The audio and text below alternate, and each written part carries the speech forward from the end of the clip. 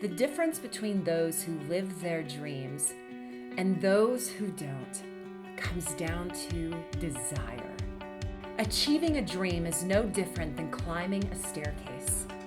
If your dream is at the top of a staircase and you know that dream is yours, then march your butt up to the top and grab a hold of it. Will the journey be easy? No. Will you have setbacks? Yes. Will there also be rewards? Absolutely. And like you can't imagine. But with every step, you gain strength. You are capable of getting to the top.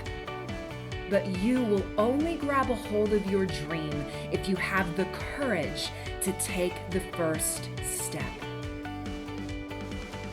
Your climb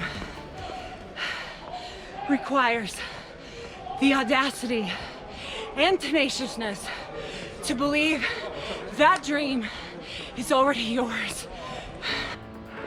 So go get it.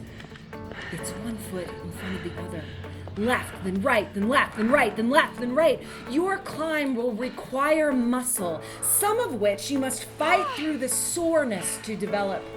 So my friend, believe. Believe in yourself. Believe in your capabilities.